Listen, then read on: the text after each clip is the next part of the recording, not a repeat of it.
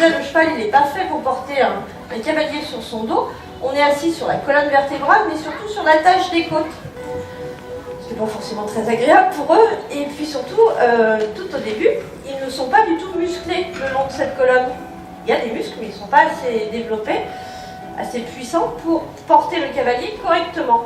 Donc nous, on va essayer dans un premier temps, si possible, avant de mettre un cavalier, une selle et un cavalier sur le dos, de renforcer un peu cette musculature. Dès que le cheval est suffisamment puissant pour nous porter, on continuera à cheval. Et ce qui va faire que le cheval va développer encore plus cette musculature, c'est cette attitude où on lui demande d'étirer toute cette ligne du dessus. On possède également beaucoup d'exercices de gymnastique, on va appeler ça, qui pourraient correspondre un petit peu aux échauffements d'une séance de sport d'un sportif de petit ou de haut niveau, mais logiquement, quand on fait du sport, on s'étire, on s'échauffe à l'avance, et ce qui permet de gagner en souplesse et de renforcer certains muscles. Et bien pour nos chevaux, c'est pareil. Alors il en existe beaucoup, on va parler des trois principaux sur un travail de cheval qui est déjà un petit peu avancé. On est sur des chevaux qui ont à peu près une ou deux années de travail. On commence ici avec l'épaule en dedans. Alors ça s'appelle, toutes ces séries d'exercices, le travail de deux pistes. L'épaule en dedans, comme son nom l'indique, on va sortir les épaules, enfin emmener les épaules vers l'intérieur de la piste et garder les hanches derrière, le long de la barrière. Donc pour faire, en gros, on est les épaules sur une piste, les postérieures sur l'autre. Ce qui n'est pas tout à fait vrai quand on détaille un petit peu, on voit qu'il y a plusieurs pistes qui se chevauchent. Mais pour faire simple, c'est un petit peu comme ceci que ça se présente. Alors vous allez me dire, quel est l'intérêt? Alors ça étire le côté qui est à l'extérieur, ça raccourcit celui qui est à l'intérieur. Ça permet également, quand le cheval fait cet exercice, il abaisse fortement son postérieur derrière.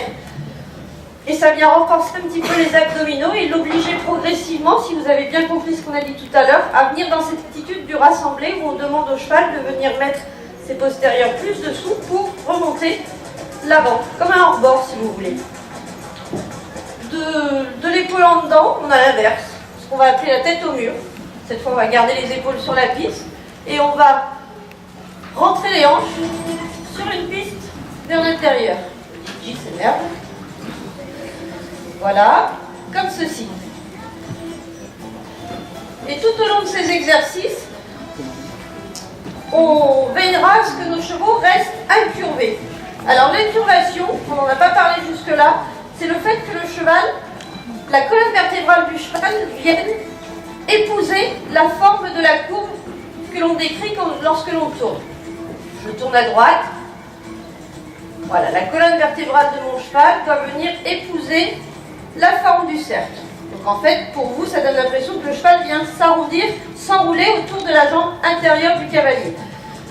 Et ça, c'est une des premières notions qu'on apprend aux chevaux. Et dans tous ces exercices, travail de deux pistes, on s'obligera à garder, enfin on s'obligera, on amènera les chevaux petit à petit à garder cette incurvation.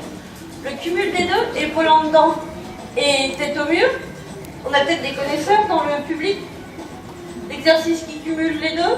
Vous avez une idée du nom? Une question à 1000 francs. Personne. Alors ça s'appelle l'appuyer. C'est le cheval, pour faire très simple, qui marche en crabe un petit peu, mais qui regarde du côté où il va.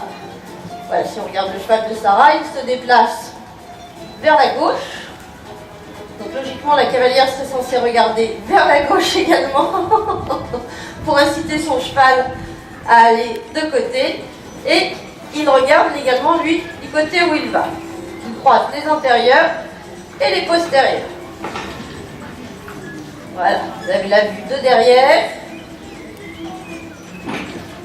Ouais, ça leur demande vraiment un effort important au niveau des étirements des muscles et des abdominaux, des fessiers, etc.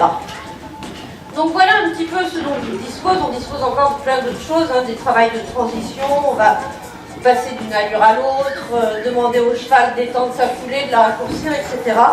Et c'est toutes ces petites choses-là vont nous permettre d'essayer d'avoir un cheval qui va pouvoir travailler sans douleur.